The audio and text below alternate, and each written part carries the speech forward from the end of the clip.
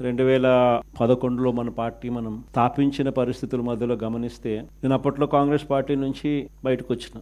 నేను బయటకు వచ్చినప్పుడు నాతో పాటు వెనకాల ఎవరు లేరు. నేను మా అమ్మ ఇద్దరం మాత్రమే బయటకు వచ్చాను. అక్కడి నుంచి మొదలైంది ప్రస్థానం. నాతో పాటు కొంతమంది నాయకులు, నా మీద వ్యక్తిగతంగా అభిమానం ఉన్న నాయకులు కొంతమంది, మా కడప జిల్లాల నుంచి మరి ముఖ్యంగా కొంతమంది నాయకులు నాతో పాటు రావాలని అడుగులు ముందుకేశారు. నేనన్నా నా పరిస్థితి ఏమిటో నాకే అర్థం కావడం లేదు. అందరూ అంటా ఉన్నారు, కేంద్రంలో కాంగ్రెస్ పార్టీతో ఢీకొంటా ఉన్నావు, రాష్ట్రంలో ముఖ్యమంత్రితో ఢీకొంటా ఉన్నావు కాంగ్రెస్ పార్టీతో. ఇలాంటి పరిస్థితుల్లో నా పరిస్థితి అగమ్య గోచరంగా ఉన్నప్పుడు నేను మిమ్మల్ని నాతో పాటు రమ్మని చెప్పి నేను చెప్పలేను.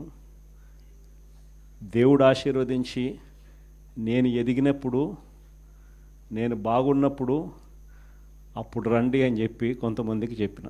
ఇట్లా రాష్ట్రం వైపు తిరిగి చూస్తే ఎవ్వరూ లేరు వెనకాల. కేవలం నేను, నాతో పాటు అమ్మ, మేము మాత్రమే ఉన్నాం. ఆ ప్రస్థానం అక్కడి నుంచి మొదలైంది.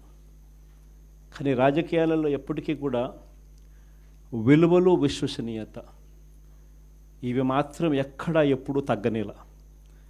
ఎన్ని కష్టాలు వచ్చినా కూడా ఇటువైపు చూస్తే పొలిటికల్ ఒబ్లివియన్ అంటారు, ఏ రోజు కూడా కాంప్రమైజ్ కాల. విలువలు, విశ్వసనీయత అన్న దానికి మాత్రం పెద్దపీట వేశాం. విలువలు, విశ్వసనీయత అన్నది ఎట్లాంటి పరిస్థితిలో ఉన్నా కూడా ఏ రోజు కూడా అవి ప్రశ్నించే పరిస్థితిలో ఏ రోజు రాజకీయాలు ఎప్పుడు చేయాల. అక్కడి నుంచి సాగింది రాజకీయ ప్రయాణం.